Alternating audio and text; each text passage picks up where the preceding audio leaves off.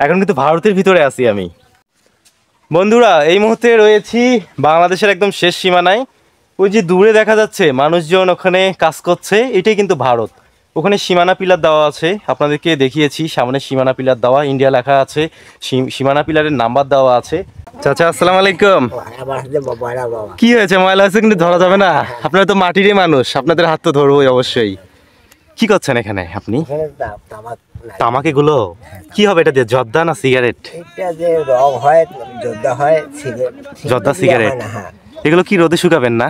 হ্যাঁ, রোদে শুকানোর পর এখান থেকে জর্দা সিগারেট এগুলোই হবে। সিগারেট হবে না, জর্দা হবে এবং তামাকের খৈনি হয় এবং রং হয় এই তামাকের। চাচা, এই বুড়িমারি সীমান্তবর্তী গ্রামেই আপনার বাসা? হ্যাঁ, আমার এখানে গ্রাম। আমার বাপ দাদার পূর্বপুরুষরা এখানেই সবাই আগে থেকেই? দাদু দাদি সবাই এইখানে, বাবাও এইখানে। এখানেই আছেন আপনারা না?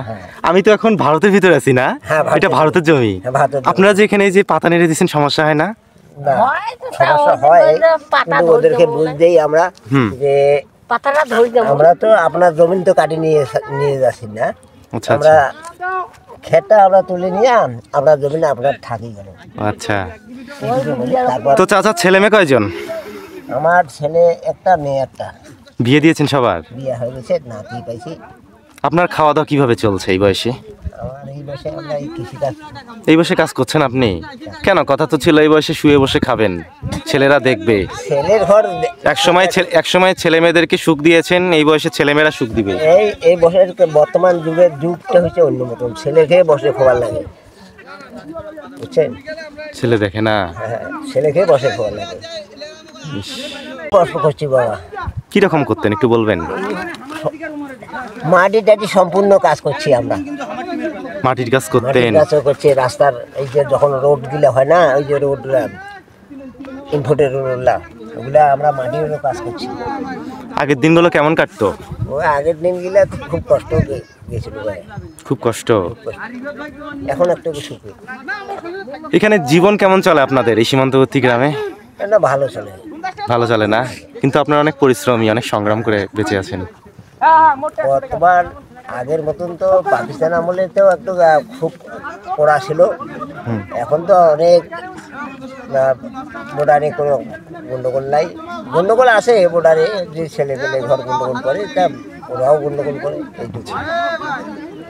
ঠিক আছে চাচা, ভালো থাকবেন। হ্যাঁ, আসি। আসসালামু আলাইকুম। চাচা ভারতের জমিতে তামাক পাতা রোদে শুকাতে দিয়েছেন।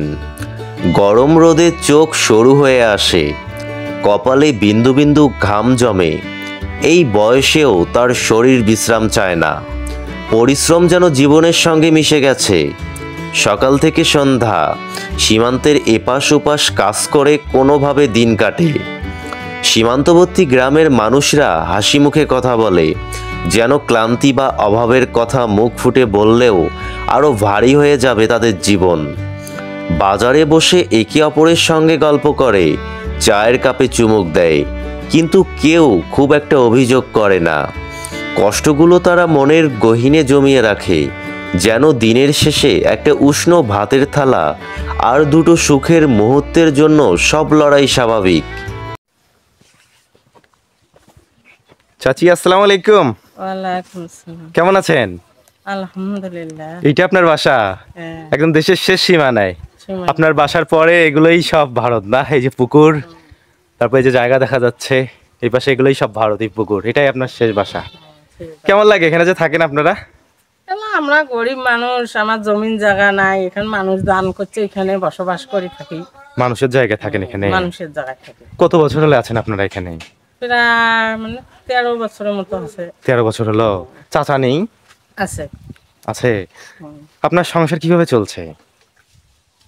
ওই কৃষি কাজ করি, না হাজিরা মজুরাও করি। আপনি? তোমার চাচা করে, কৃষি কাজ করে, এইভাবেই চলছেন। ছেলে মেয়ে নাই?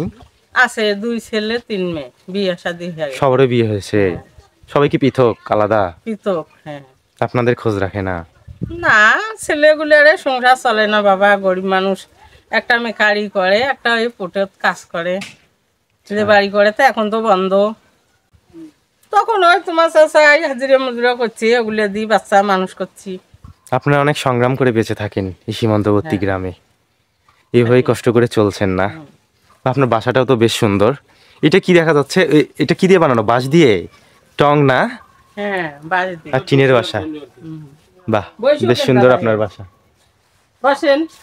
না, ঠিক আছে, আপনারা অনেক আন্তরিক, অচেনা মানুষকে দেখলেও বসতে বলেন, যেটা আমরা ইট পাথরের শহরে দেখতে পারি না। ভালো থাকবেন আপনি। হ্যাঁ, আসি, আসসালামু আলাইকুম।